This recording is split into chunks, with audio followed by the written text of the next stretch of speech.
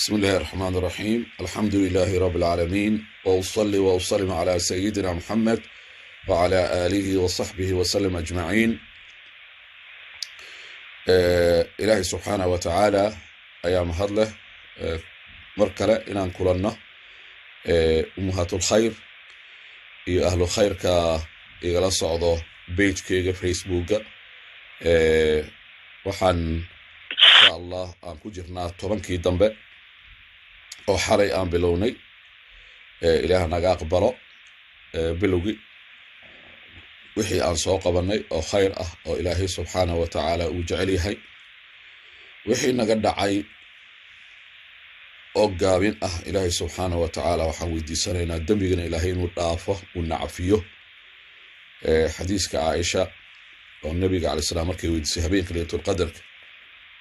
haddii aan helo habeenkaasi maxaan dhahaa oo uu baray ducadeed waxaad dhahdaa allahuma inaka cafuwun kariimun tuxibu alcafwa faafu cana ya kariim.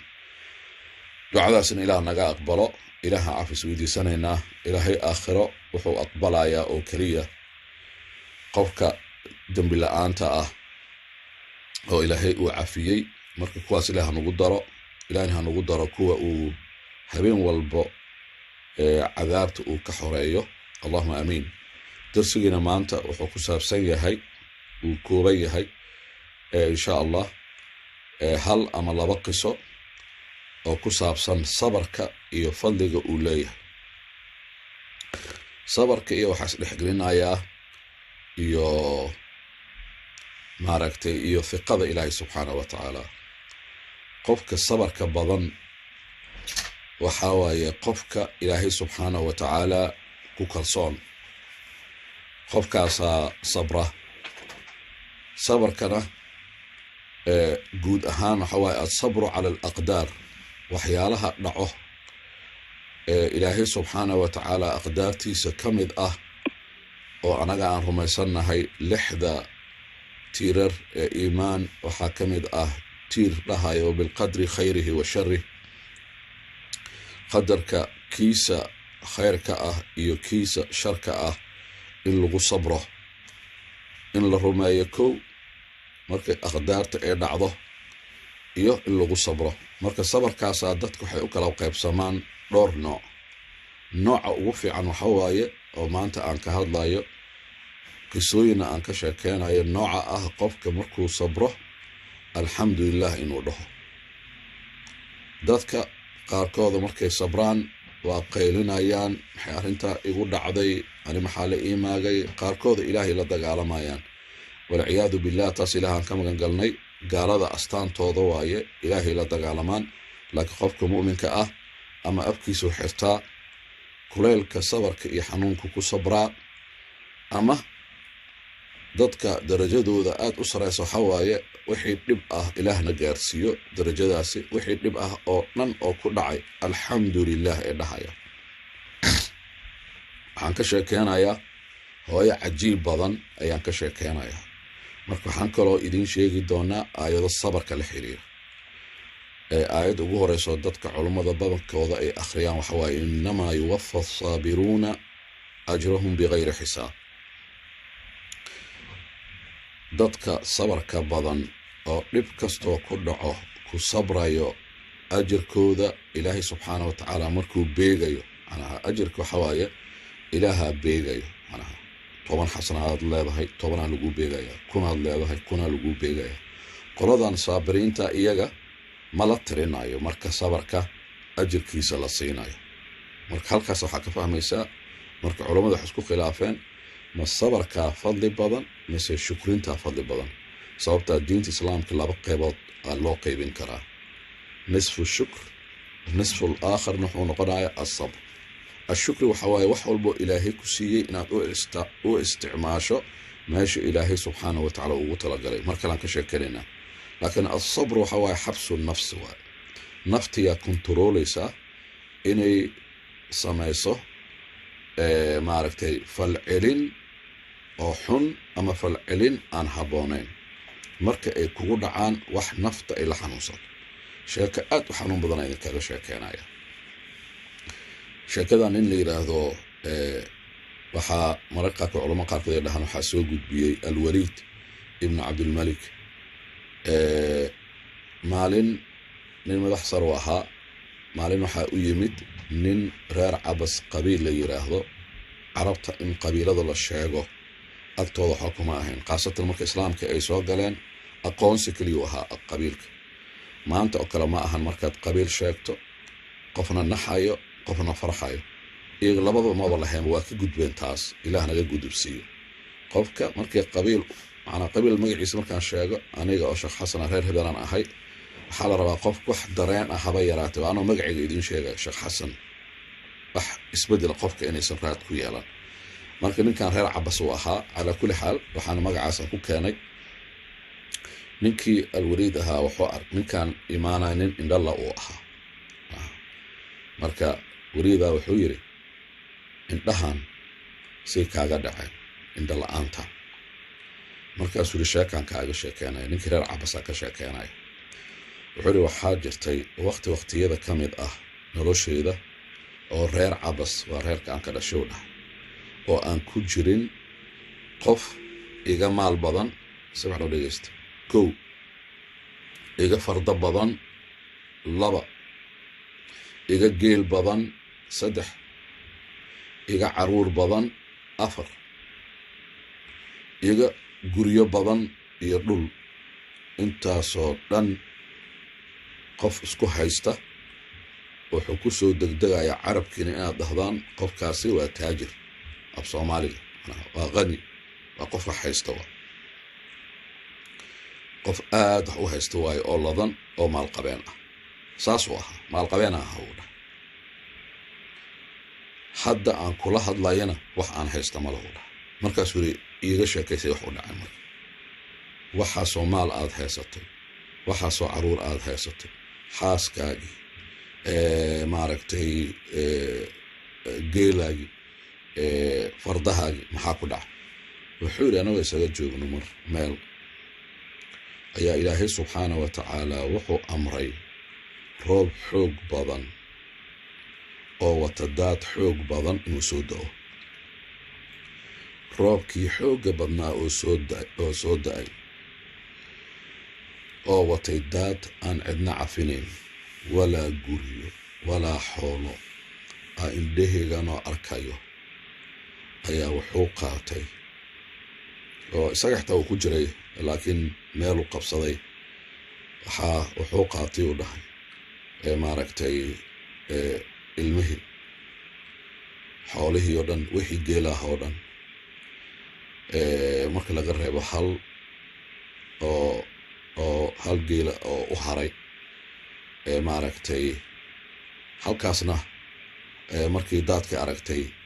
way baxsatay waxaa kaloo caruurtii wixii maal uu lahaa wixii farda uu lahaa wixii oo dhan daadka qaatay wax u haray ma lahan ilaa 2 maahan labada u hartay waxa waa ilma hadda dhashay oo ilaahay amarkiisa ilaahay badbaadiyay oo ooynayo oo naasnuug ah macnaha halkaasay hooyadiisa daadkiyaa qaatay iyo hal maaragtay oo hashiisa ahayd oo maaragtay da ahaan yareed oo carartay markuu wuxuu go'aan ku gaaray hashaas carartay oo soo hartay xoola ahaan inuu ka daba tago ilmihii u naxay marka meesha inuu kaga tago ilmihii soo qaatay uu soo xambaaray hashii daba orday hashi waa sii fogaatay markuu arkay inuu gaari karo isagoo ilmaha xambaarsan ilmihii dhulka meel gees ah oo geed hoostiisuu dhigay markaas hashii daba orday markuu daba orday hashi wuxuu maqlay ilmihii oo ooynayo oohin aan caadi ahayn oo qaylo ah ilmihii markuu arkay gaal uu soo jeestay wuxuu arkay waraabe oo ilmihii sii qaatay ilmihii la tegay oo qaatay ilmihii ray ahaayeen marka wuxuu u dhexeeyaa hashi ilmihii waraabaha qaatay markaas kadib maadaama waraabihii uu cararay uu qaatay hashi uu u dhowaa hashi dhankeedu aaday marka hashii markii dhankeeduu aaday mar alle markuu ku soo dhowaaday oo hashi uu raba inuu qabto oo aad ugu soo dhowaaday ayaa waxay ku dhifatay haraati oo xoog badan oo markaasi labada indhood banaankii u soo baxeen oo meesha ku dhaceen indhihiisa isagan dhulka ku dhacay marka isagoo suuxay dhulkaasa laga soo qaado xoolo ma hayo caruur ma hayo xaas ma hayo fardo ma hayo wax alle wuxuu lahaa oo dhan way tageen markaasaa markuu soo baxay oo macnaha uu soo kacay wuxuu yidhi alxamdu lilaahi rabbi alcaalamiin waa darajo aad u saraysa waay alxamdu lilaahi rabbi alcaalamiin wixii uu isku dardaray wuxuu ogaaday ilaahay inuu imtixaanayo qofkana saddex arrinaa muhiim ah markii sabarka laga hadlayo kow in aad rumaysan tahay ilaahay subxaana wa tacaala adduunkan inuu maamulo oo waxa kugu dhacayo haddaad u aragto xitaa wax xanuun badan inuu yahay in ilaahay subxaana wa tacaala qadartiisana ka mid ahayd inaad rumaysan tahay waa kow laba inaad og tahay ilaahay xikmad inuu ka wato xikmaddiis adiga faham ama ha fahmin alxamdu lilaah midda saddexaad alxamdu lilaah inaad dhahdo oo aad dhahdo ilaahu subxaana watacaala halkaas igu sintay alxamdu lilah culummada qaarkooda cumar ibn khataab wuxuu yidhi alxamdulilah in la dhaho xikmadda ku jirta waxaa waaye hadduu ilaahay meeshaas ku joojiyey horta alxamdulilah inaad dhahdo waa kow wax ka weyn haddii ahaan lahayd oo ah naftaada meesha inay ka baxdo laba alxamdulilah waxaad u dhehaysaa hadduu ilaahay midda kood waxa waaye hadduu ilaahay meesha ku joojiyo oo musiibo ka weyn oo naftaada xitaa haddii lagugu dari lahaa musiibo ka weyn ay ahaan lahayd laba alxamdulilah waxaad u leedahay in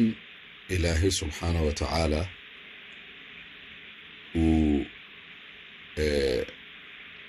adayga uu ku doortay kuuna doortay inuu ku imtixaano imtixaankaasi marka in lagula doorto laftigeeda alxamdulilah aad leedahay kow labo afar in imtixaankaasi kugu dhacay aysan diintaada noqon diinta haddii xagga diinta hadii lagaa imtixaano waxaa loola jeedaa waa diinta inaad ka baxdo waa musiibo aad u weyn dadoo diinta ka baxay oo soomaali ah ama diinta in lagugu imtixaano waxaa kaloo ka mid noqon kara inaad samayso wax diinta ilaahay subxaanahu wa tacaala khalad weyn ku ah dembiyada waaweyn inaad caadaysato waa imtixaan waay laftigeeda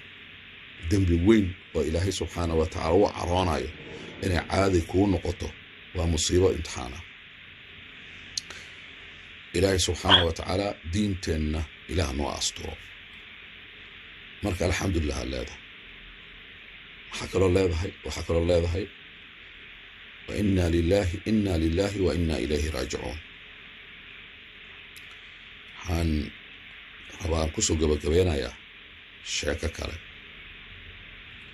sheekadaasa marka waxaan ka qaadanaynaa markay wax kugu dhacaan sida la rabo in loo dhaqmo sida ninkaasoo kale alxamdulilah uu ku ekaaday marka maanta dhan wuxuu ku celcelinaya alxamdulilah alxamdulilah alxamdulilah alxamdulilah alxamdulilah alxamdulilah ilaa dadka u malaayeen inuu waasho oo kale markaasuu qisaduu ka sheekeynaya alxamdulilah waa darajo waayo ilaahna gaarsiiyo markay wax kugu dhacaan oo dhib badan oo culays badan inaad dhahdo alxamdulilah waxaa kaloo aan kusoo gabagabeynaya qisada labaad niman soo dhumay iyagoo waddada maraay waa dhumeen markii dambe waxay arkeen buul guri ah buulkaasay ku leexdeen albaabkii ku garaaceen hooyo waayelaa waxay dhahday yaa waayo waxay dhaheen waa niman soo dhumay oo ooman oona gaajaysan markaasi waxay ku dhahday waxaad samaynaysaan waxyar iikaadii waa idin imaanayaa waa sugeen albaabkii ka fureen nimankii waxay dhahan waa hooyo waayeel ah oo cajuusa ah. cajuusa macnaheedu waxaa qof aad waayeel u ah. waxay dhahan halkan fariista raashin aadin karinaya. maamadii waa maamooyinkii hore waa oo xoolaha qali jiray oo markaasi waa dhaqamada ugu waaweyn oo Soomaali ay leedahay ka mid tahay. magaca Soomaal waxaa laga keenaa la yiri markii qof u yimaado waxay dhahaan Soomaal macnaha caanaha la Soomaalo. caanaha la Soomaalayo dadka qaarkood saas ay dhahaan Soomaali asalkeeda meesha ka timid waa martisoor waa qof Soomaali oo dhalad ah oo asal ah haddaa u timaado u ku martisooraya. martisoorka waa qayb ka mid ah diinteena. nabigu wuxuu yiri man kaana yu'minu billah wal yawmil aakhir falyukrim ضيفه. kan rumaynayo ilaahay aakhirana rumaysan marti markay ku timaado soo dhaweey. martidii ku masquusho marka iyadoo rabto xoolo inay gowracdo oo ay soo qabatay ri xoolihii ka mid ahaa waxay aragtay banaankay taagan tahay. waxay aragtay geel soo socdo nin rati wata oo rati saaran. nimankiina meeshay joogaan hadalaa ka soo baxay maamadii. wuxuu dhahay ratigan igu soo socdo ratiga wiilkaygu u egyahay laakiin ninka saaran wiilkayga ma ahayna. hadalkaas waa hadal culus ah. waxay dhahay ratigan sayfiirisa wuxuu kala taqaano iyadoo waa yeela ratigii wiilkayga waaye ninka saaran wiilkayga ma ahan. marka waxbaad jira waay. marka ka waran wiilkaaga aad dhashay hadduu kaa tago ilaahay ma qadare wax naxtin badan waaye. oo markaasi kadib maalinka subaxdii bixi jiray galabtii imaan jiray galab galbaha ka mid ahaa baabuurkii waxaa ku yimid oo guriga keenay nin aan wiilkaaga ahayn. furihin uu kuu keenay baabuurkii wiilkaagii ma wado laakiin qof kalaa kuu keenay furihiina kuu keenay. inay wax jira waa fahmaysaa markaas. ninkii waa yimid waxuu keenay maaragtay ratagi. markaasi kadib ka soo degay waxaa dhahay maama amaanadii waatan acdama allaahu ajraka ilaahay ajirkaaga ajir fara badan ha ka dhigo oo u tacsiyenaya. taasaa la yidhahdaa markii qofka u tacsiyenaysa acdama allaahu ajraka ilaahay ajirkaaga ha kuu badiyo ha kuu barakeeyo ha kuu weyneeyo. limowti caqiil u dhahay wiilkii caqiil ahaa dhimashadiisi hal su-aalay weydiisay. waxay dhahday kayfa maata suu ku dhintay. markaasaa wuxuu yidhi markii waraabka uu samaynayo xoolihii oo rabay inuu u waraabiyo ayaa isdixaam sameeyey iyagaa isku dhex yaacay. markaasi waxay ku qaadeen maaragtay haraati ceel weyn oo meesha ku yaalay uu ku dhacay uu dhintay. maamadii marka maamo hal wiil haysatay oo u maqnaa markii waxaas loo sheegay ka war martina meesha fadhiisa. markaas kadib waxay dhahday alxamdulilahi rabbilcaalamiin kaalmaya nimankii dhahday aan gowraco ridiyaa la gowracay biyaha ay jarjartay jikadiiay gashay waa yaaban yihiin. maamo tacsi u taallo oo markaasi nimankii martida ahaa waa iimaankii markuu sareeyo ilaahu iimaankaasna siiyo ilaahu iimaankaasna siiyo ilaahu iimaankaasna siiyo. raashinkii soo karisay wixii diyaarisay markaasay soo hordhigtay way yaaban yihiin. annaga badankan saas uma dhaqmi lahayn. ilaahu darajadaasna gaarsii ilaahuna tarbiye. markaasaa markii waxa u soo dhigtaa nimanka waxay dhahday labadiina ma idinkugu jiraa qof qur'aanka aad u yaqaano oo xusuusiya sabarka iyo maaragtay dhimasho markay dhacdo. labada mid kamid ah wuxuu dhahay haa uu dhahay aayadaa jirta oo ka hadlaysa. waxay tiri marka ii akhri aayaduu akhriya marka wabashiri الصابiriin wabashir u bishaaree afan fiiri aayadda soo ula xelay wabashir u bishaaree الصابiriin iyadaa ku jirta marka way sabartay. marka wuxuu rabaa إلهي إنه إذا الله الله إنه تصير. وبشر الصابرين الذين إذا أصابتهم مصيبة كوا مركي مصيبة كل عضة مصيبة كل عضة ما مضي قالوا إنا لله وإنا إليه راجعون أوضحها إنا لله وإنا إليه راجعون أنا قرن إلهنا له إلها سن أنقلنا حقيسة ونحسابنا وح إلهي أوصن رالك أهن أفكان إقعمهن كما صوبحايا قالوا إنا لله وإنا إليه راجعون انت صالح رأينا لحظة مركي مصيبك وقلع وبشر الصابرين وبشاره آية القرآن وآخره الذين إذا أصابتهم مصيبة قالوا إنا لله وإنا إليه راجعون هذه مصيبة يكون عذو حدها يعني إنا لله وإنا إليه راجعون أولئك عليهم صلوات كواستشهد ضحاها نحريس من ربهم ورحمة وأولئك هم المهتدون كوا هنوسا نحريس إلهي نواهلايان كوا هنوسا نويه مركز حدث بحديث يوعلي مركله مركز هذا أيضا هذا آخر اسمه قرآن كي كتر السنة ها وحان أملي قرآن كنو عليه إله الله مركز حدث هذا الحمد لله إنا لله وإنا إليه راجعون قف كاسي ساس وكلام حلو رسايا قري يا جلال وقول رسايا حديث حسن حديث وحسن إلهي سبحانه رسولك حدا ملايكت قفك مرك إلهي نن أو إلهي ويل وجعلا إلهي كقاطي أو إن كاس لا امتحاني المهوى لجعليه لكن إن كان ويل وجعلا وآد وجعلا يا إلهي وكقاطي مركز النبي وحيد عليه السلام ملائكته إلهي الله هذا ملائكتي إحنا ملك الموت كي أنتي لا شقينيس ملك الموت كي لين قاح على صعط ولا شقينيس وحكيري أقبضتم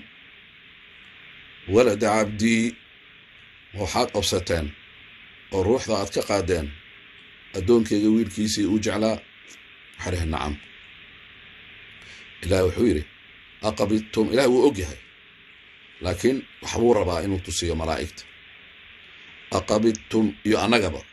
دروس أهان علمي وحبانا لبرايا مركي علمهن إلهي ونقاقات أقبضتم ما أوسطين ما قادين روح دي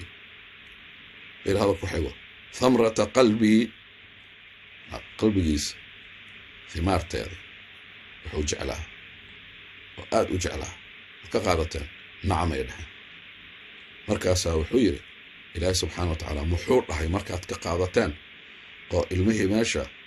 إلمه إبنتين محور رحي مركاسا وحيدهن وحوك على عليناي الحمد لله الحمد لله الحمد لله مركاسا إلهي وحويري ابنوا له وحد أولستان بيت الحمد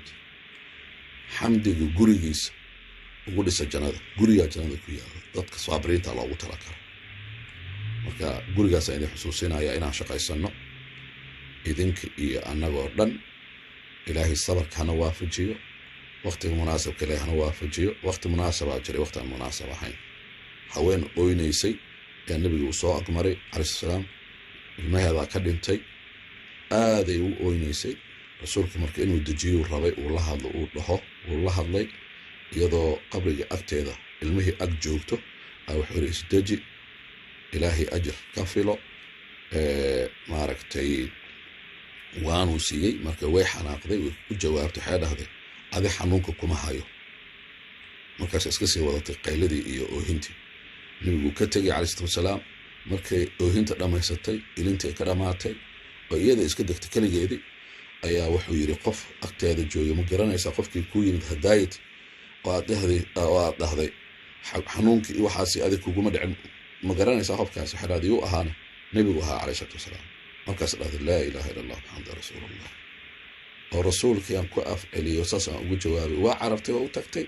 النبي عليه السلام وسلامتي مركز وحيري الآن أصبر حدا صبرايا رسولك حيري إنما الصبر لو معلم أنا لا صادري عليه الصلاة والسلام إلهي سبحانه وتعالى مركز تعدلنا رسولك إنك لقاض معها عليه الصلاة والسلام معنك وحويري إنما الصبر عند الصدمة الأولى صبرك وحلوبة هيا يخفك مركي قع مركي حكو عن وحنونك وقريرته وجيرك حنونك وهايو ما عرفتي as control كريم مركاس وصبرك وحلوبة رسولك وحير عليه السلام كاس وكان أنا قام كويدينا حد أوقات سودا شيء مايا runtuu sheegi jiray macalinka waxaa lagu yaqaanaa dadka markuu wax baraayo runtuu u sheegaya ilaahay subxaanahu watacaala sabarkana waafajiyo ilaahay subxaanahu watacaala haddii ay wax dhacdo ay nagu timaado alxamdulilah ilaahay carabkana ha waafajiyo qalbigana ilaahay ha dejiyo aquulu qowlii hada wasalaamu calaykum waraxmat ullahi wabarakaatu